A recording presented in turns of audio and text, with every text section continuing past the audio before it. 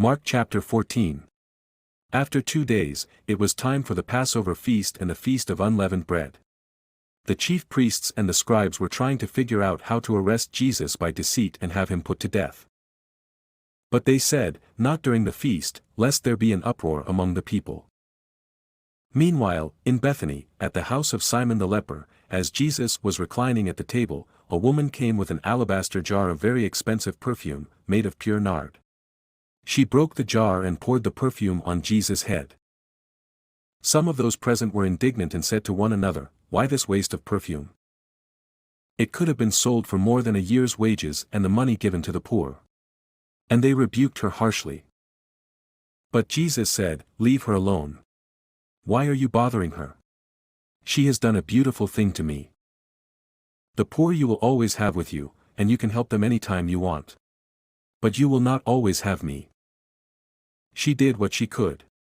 She poured perfume on my body beforehand to prepare for my burial. Truly I tell you, wherever the gospel is preached throughout the world, what she has done will also be told, in memory of her. Then Judas Iscariot, one of the 12 disciples, went to the chief priests to betray Jesus to them. They were delighted to hear this and promised to give him money.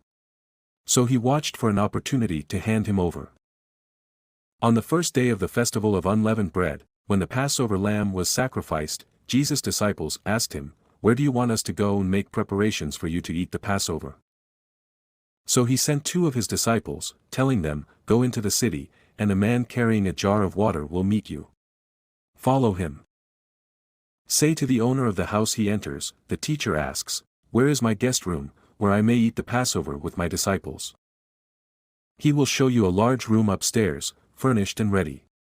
Make preparations for us there." The disciples left, went into the city and found things just as Jesus had told them. So they prepared the Passover. When evening came, Jesus arrived with the 12.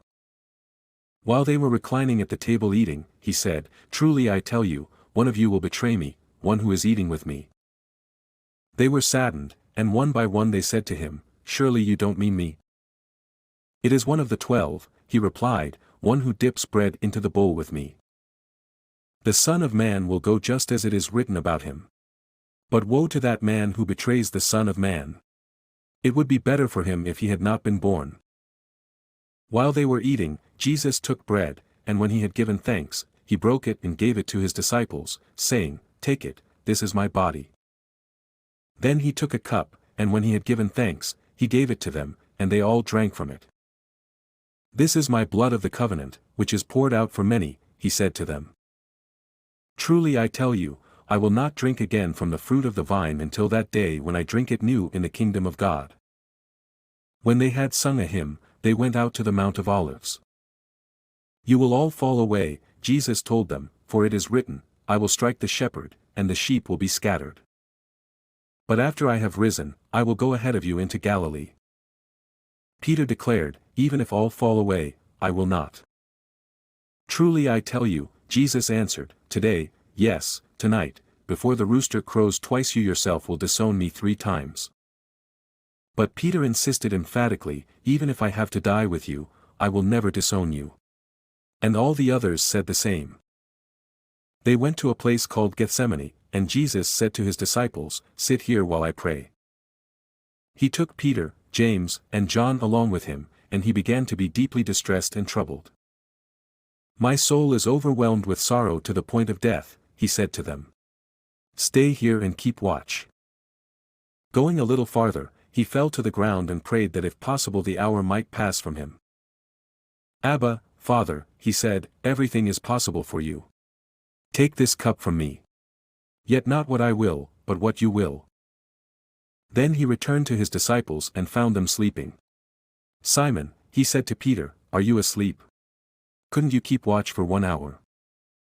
Watch and pray so that you will not fall into temptation. The spirit is willing, but the flesh is weak." Once more he went away and prayed the same thing.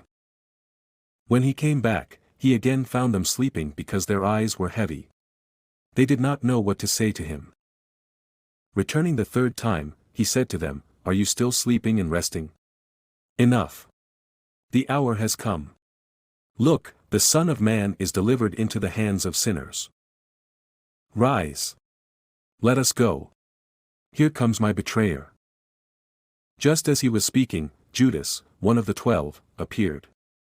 With him was a crowd armed with swords and clubs, sent from the chief priests, the teachers of the law, and the elders. Now the betrayer had arranged a signal with them: "The one I kiss is the man, arrest him and lead him away under guard." Going at once to Jesus, Judas said, "Rabbi," and kissed him. The men seized Jesus and arrested him.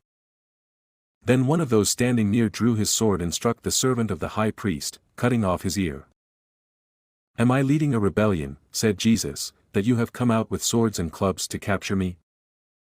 Every day I was with you, teaching in the temple courts, and you did not arrest me. But the scriptures must be fulfilled." Then everyone deserted him and fled. A young man, wearing nothing but a linen garment, was following Jesus.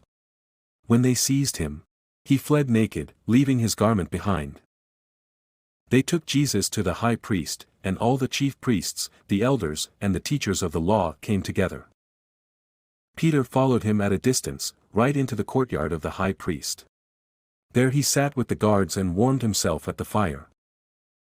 The chief priests and the whole Sanhedrin were looking for evidence against Jesus so that they could put him to death, but they did not find any. Many testified falsely against him, but their statements did not agree. Then some stood up and gave this false testimony against him. "We heard him say, 'I will destroy this temple made with human hands and in 3 days will build another, not made with hands.' Yet even then their testimony did not agree. Then the high priest stood up before them and asked Jesus, 'Are you not going to answer? What is this testimony that these men are bringing against you?' But Jesus remained silent and gave no answer. Again the high priest asked him, 'Are you the Messiah, the Son of the Blessed One?' 'I am,' said Jesus. 'And you will see the Son of Man sitting at the right hand of the Mighty One and coming on the clouds of heaven.'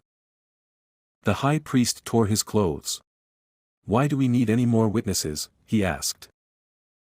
'You have heard the blasphemy. What do you think?' They all condemned him as worthy of death. Then some began to spit at him, they blindfolded him, struck him with their fists, and said, 'Prophesy.' And the guards took him and beat him. While Peter was below in the courtyard, one of the servant girls of the high priest came by. When she saw Peter warming himself, she looked closely at him. 'You also were with that Nazarene, Jesus,' she said. But he denied it. 'I don't know or understand what you're talking about,' he said, and went out into the entryway. When the servant girl saw him there, she said again to those standing around, 'This fellow is one of them.' Again he denied it. After a little while, those standing near said to Peter, 'Surely you are one of them, for you are a Galilean.' He began to call down curses, and he swore to them, 'I don't know this man you're talking about.' Immediately the rooster crowed the second time.